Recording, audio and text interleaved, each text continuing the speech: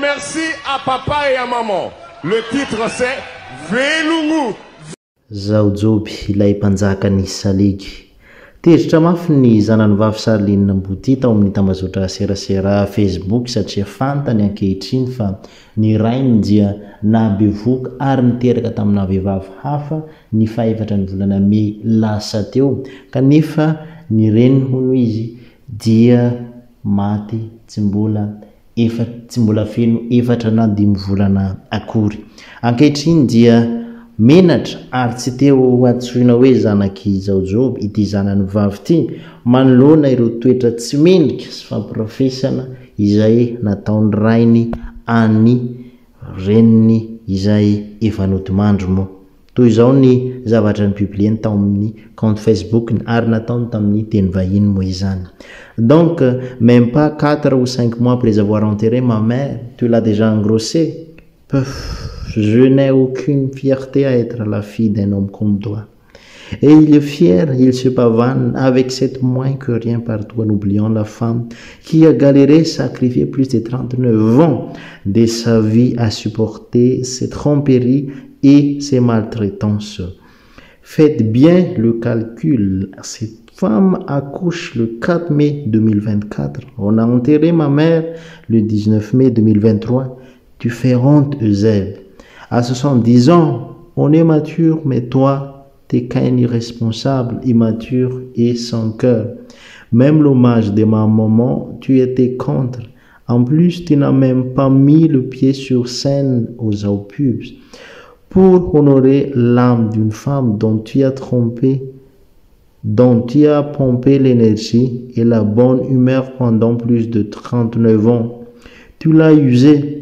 Donc, toutes les fois où tu quittas ma mère en pleine crise à cause de son cancer généralisé, c'était pour la retrouver. Vous n'avez pas peur du karma, vous. Oui, je t'affiche, j'ai assez fermé ma bouche comme ça suffit. Velo mamako tsy najainao maty izy mbola lombolombogny sy fagnazanao azy. Le voilà le vrai visage de votre roi, un homme immature, irrespectueux de l'âme de ma défunte mère. C'était comme s'il attendait qu'elle meure pour exposer leur histoire au grand jour sans aucune honte.